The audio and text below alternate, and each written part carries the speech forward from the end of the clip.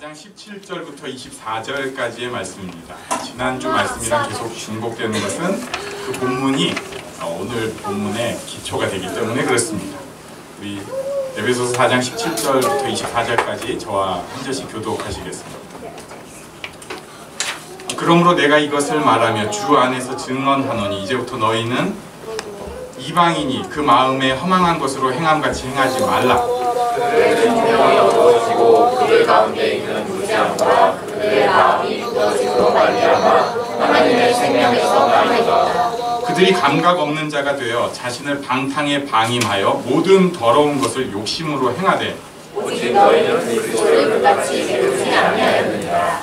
진리가 예수 안에 있는 것 같이 너희가 참으로 그에게서 듣고 또한 그 안에서 가르침을 받았을진데 너희는 유혹의 욕심을 따라 썩어져가는 모습을 따르는 옛사람을 벗어버리고 오직 너희의 심령이 새롭게 되어 하나님을 따라 의와 진리의 거룩함으로 지으심을 받은 새 사람을 이루라. 우리 옆에 계신 분에게 당신은 하나님의 사람입니다. 이게 전제가 돼야 됩니다. 당신은 하나님의 사람입니다. 네, 성현이 하나님의 사람입니다. 네.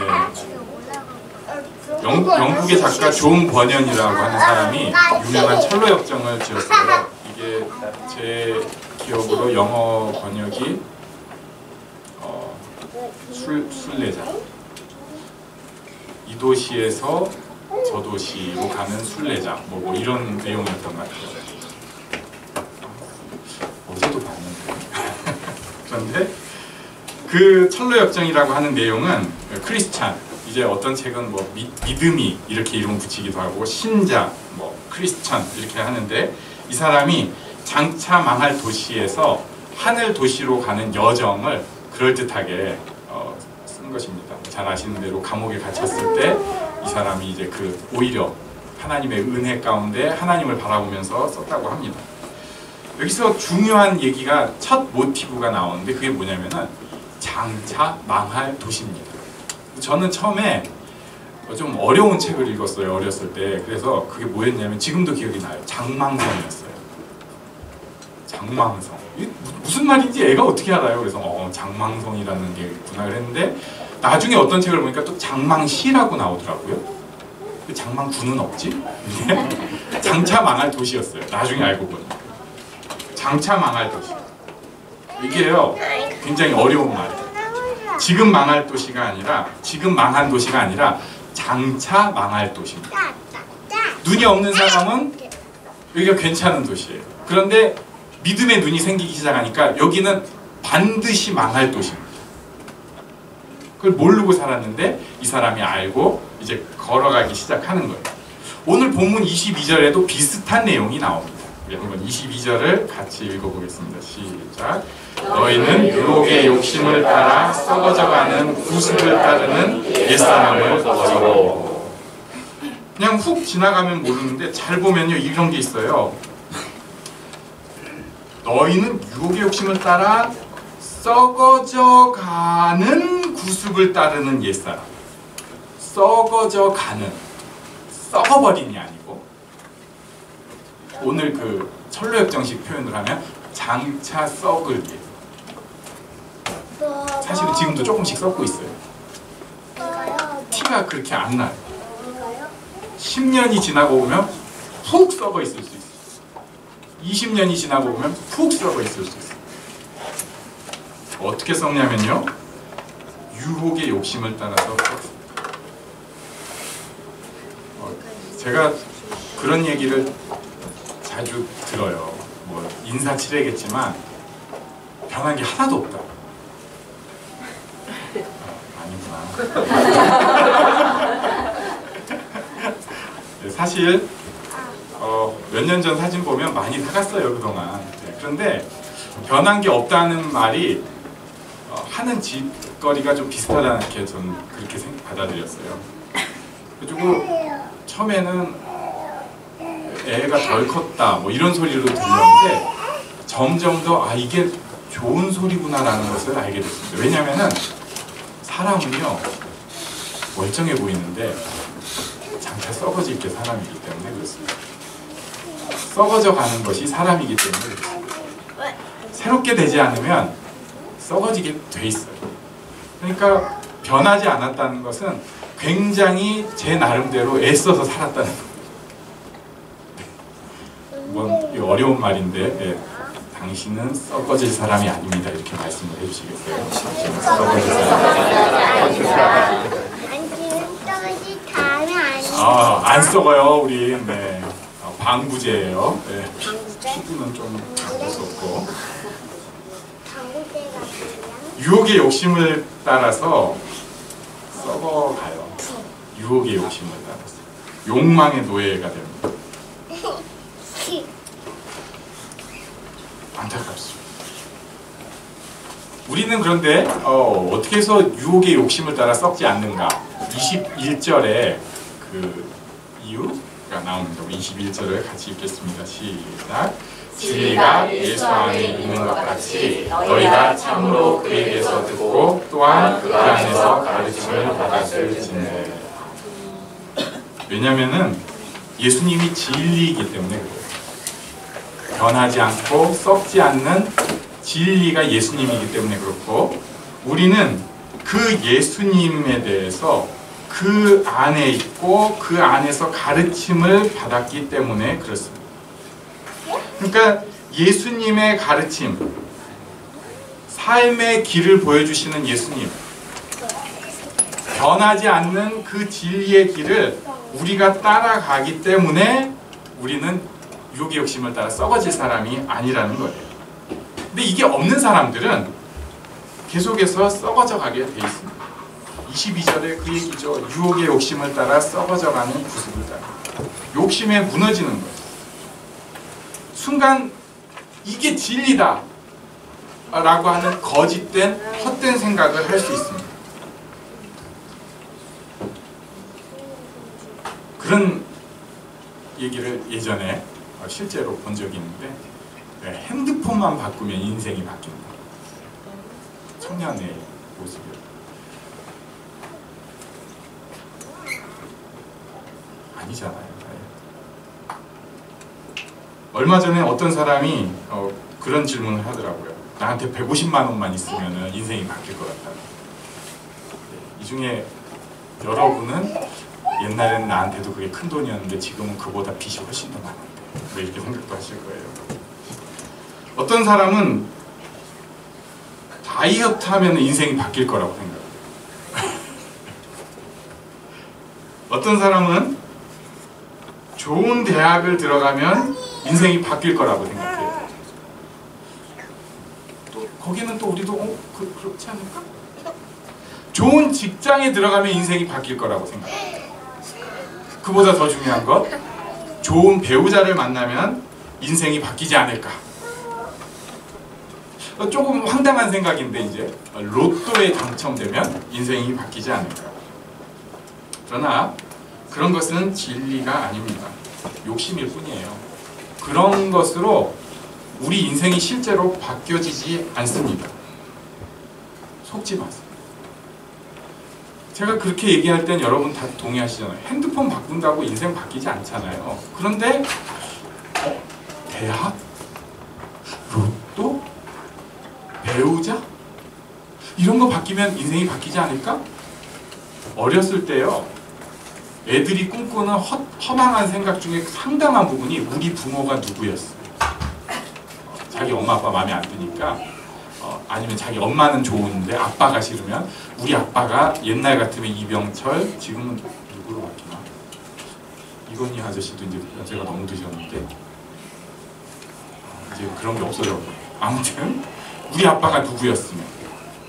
그런데 제가 명확하게 말할 수 있어요. 절대 그렇다고 해서 인생 바뀌어지지 않습니다. 내 주변을 다 바꿔도 내가 바뀌지 않으면 인생 절대 안 바뀝니다. 껍데기만 리모델링 잠깐 한 것뿐이에요. 나 자신이 변화되는 수밖에 없습니다. 내가 성장을 해야 됩니다. 나 자신이 성장을 해야 돼요. 진리가 아닌 것을 추구하는 사람은 욕심일 뿐입니다. 어느 정도 좋아 보일 수는 있지만 그것이 진짜 인생을 바꾸고 자기 인생을 새롭게 만들어주는 것이 결국 아닙니다. 그런 사람들의 인생을 뭐라고 하냐면 목적이 이끄는 사람이 아니라 욕심이 이끄는 사람이에요. 대부분이 그런데 그렇게 살고 있습니다. 그렇기 때문에 썩어져가는 구습, 썩어져가는 수밖에 없는 것입니다. 오늘 성경 말씀은 22절에 이렇게 도전을 하죠. 썩어져가는 구습을 따르는 옛사람을 벗어버리라고 얘기하고 있습니다. 벗어버리라. 23절을 한번 같이 읽어보겠습니다. 23절 시작. 오직 너희의 심령이 새롭게 되어. 여기는 이제 새롭게 되라는 거예요. 그 24절 뒤에 가면 새 사람을 입으라는 게 나오는데 벗어버리라. 새롭게 되어라. 새 사람을 입어라. 이것은 조금 어려운 표현인데 헬라어로는 계속적인 명령입니다. 헬라어가 시제 표현이 명확하거든요. 그래서 단회적인 게 있어요. 예수님의 십자가! 하지만 그것은 단회적인데 그 십자가가 내 마음에 적용이 되는 것은 계속돼야 돼요. 여기 이제 옛사람을 벗어버리고 새 사람을 입는 것도 단회적이 아니라 항상 계속되는, 계속 반복되는 내용입니다. 마치 오늘 깨끗하게 옷을 입고 왔어도 그 다음이 되면 옷을 갈아입어야 돼요. 아침에 샤워를 깨끗하게 했어도 깔끔한 사람은 저녁에 샤워를 또 하고 아무리 지저분한 사람도 옛날식이라도 일주일에 한 번은 깨끗이 씻어야 돼요. 저 한 달 전에 깨끗이 씻었는데요. 이런 얘기하면 우리가 어떻게 생각하겠어요? 어느 나라 사람이지? 요새는 중국 사람들도 안 그러는데 어디서 이런 애가 왔냐? 그런데 심령에 대해서는 저 10년 전에 은혜 한번 크게 받았는데요. 저 작년에 그래도 은혜 좀 받았잖아요. 저 그래도 3주 전에 좀 은혜 좀 받았네.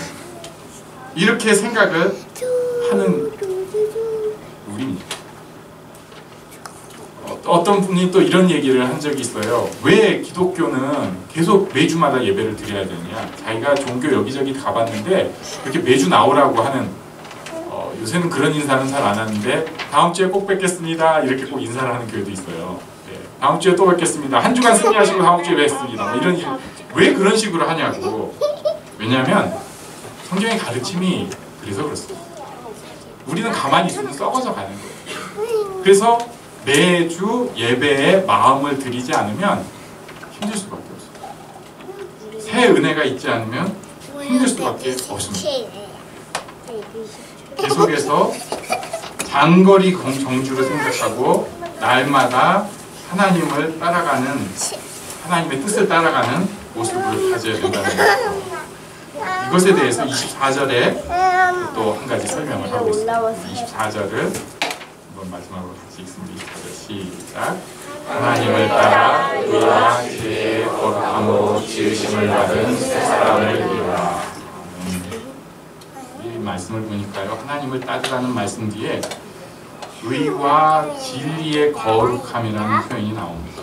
그러니까 거룩함이라는 것은 구별됐다는 거예요. 세상이 알 수 없는 것입니다. 여러분에게 질문을 합니다. 여러분 세상이 알 수 없는 마음이 있습니까? 예수 믿는 사람은 그 마음이 있습니다. 우리가 처음에 당신은 하나님의 사람입니다 라고 얘기를 했는데 하나님의 사람은 세상 사람들이랑 소통이 안 되는 게 있어요. 모든 것 우리가 다 맞출 수 있는 것 같지만 안 되는 뭔가가 있다고. 그것을 거룩이라고 합니다. 거룩은 뭐 고상한 이런 것만이 아니라 구별된 것을. 그런데 이 거룩을 여기 또 수식을 뭐가 하고 있냐면 의와 진리의 거룩이라고 표현합니다. 의는 하나님과의 관계를 뜻합니다. 진리는 변하지 않는 말씀을 뜻합니다. 하나님과의 관계를 통해서 말씀을 통해서 거룩함으로 지음을 받은 새 사람을 매주 입으라는 것. 매일 입으라는 것. 매 시간 입으라는 것입니다. 저는 이것이 우리에게 주어진 하나님의 축복이라고 생각합니다. 이것이 또 하나님께서 우리에게 주신 숙제라고 생각합니다. 어떤 분이 그렇게 얘기하는 걸 들은 적이 있어요.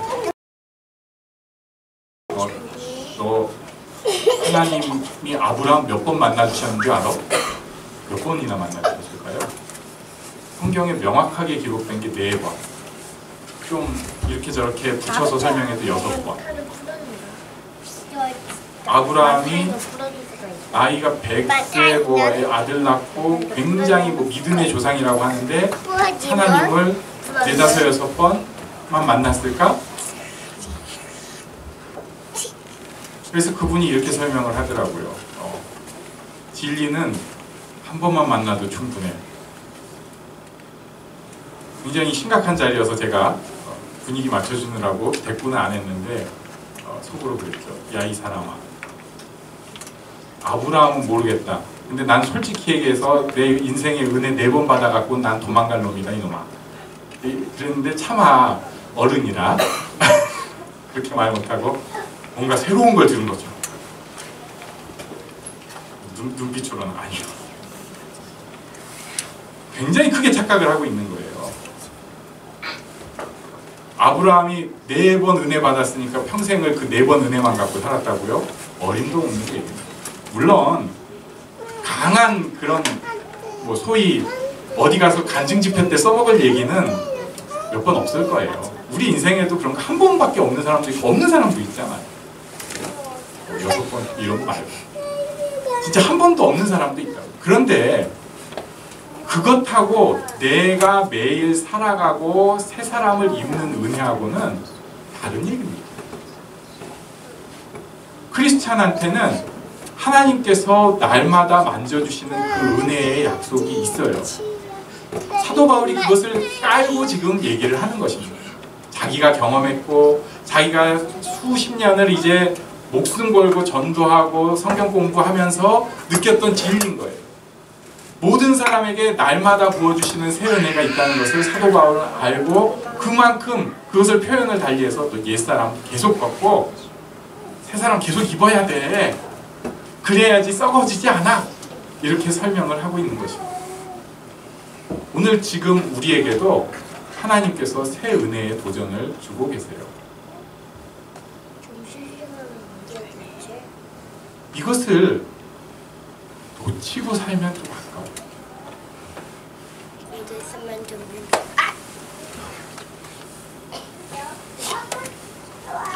제가 고등학교 때 친구들이 이제 여럿 있는데 전도를 처음에는 좀 열심히 했는데 잘 안 돼요. 그래가지고 이건 제가 잘못했다고도 생각을 하는데 그래, 크리스찬 이미지나 좀 좋게 해야겠다. 그래서 그때 당시 50원이던 이 포켓 휴지를 제가 가방에다가 꼭 여러 개를 싸갖고 다니면서 휴지 달라는 제가 인심을 아주 후하게 무조건 김종욱은 휴지 준다. 그래가지고 줬어요. 심지어 50원짜리 휴지 탁 주기도 하면서 그래봤자 하루에 100원 정도 썼던 것 같은데 그 친구 중에 한 놈이 있었습니다. 그런데 나중에 제가 그 친구를 의정부, 지금은 이제 없어졌다고 들었는데 거기에 있는 그 뭐라고 하죠? 군인들 모으는데, 그러니까 소집하는데 처음에 신병 들어가는 그 훈련소에서 저는 그때 그 신병으로 간 게 아니라 무슨 일이 있어서 거기를 갔는데 거기에 그 친구가 있는 거예요. 그래가지고 반가워가지고 고등학교 때 식으로 야 이놈아 너 이 새끼 여기서 뭐 하는 거야? 서로 이제 이렇게 되는 거죠. 그러니까 이놈이 신병들한테 전도를 하고 있는 거예요. 야 너 어떻게 된 거야? 그랬더니 있잖아 어쩌고 저쩌고 야 나는 신학교 갔어. 알아. 근데 너 그때 왜 나한텐 전도를 안 했니?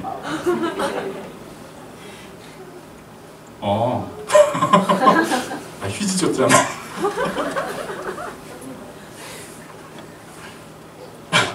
굉장히 난감한 상황이었어요. 그래도 저는 그때 속으로 이렇게 또 생각을 했어요. 어쨌든 넌 예수 믿었잖아 이놈아. 참 고마운 줄 알아. 내가 그래서 너를 위해서도 내가 기억은 안 나지만 기도했을 거다. 이렇게 생각을 했는데 조금 나중에 생각을 해보니까 좀 미안하긴 하더라고요.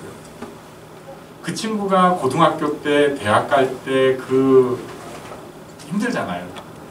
그리고 또 군대 갈 때 힘들잖아요.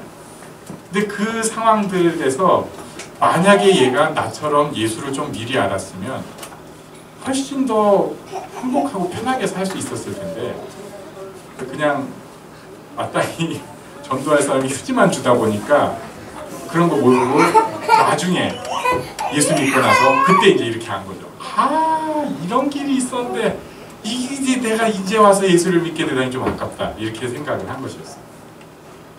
근데 저는 그보다 더 아까운 사람이 바로 우리 자신이라고 생각합니다. 우리가 지금 예수를 모르는 사람도 아니고요.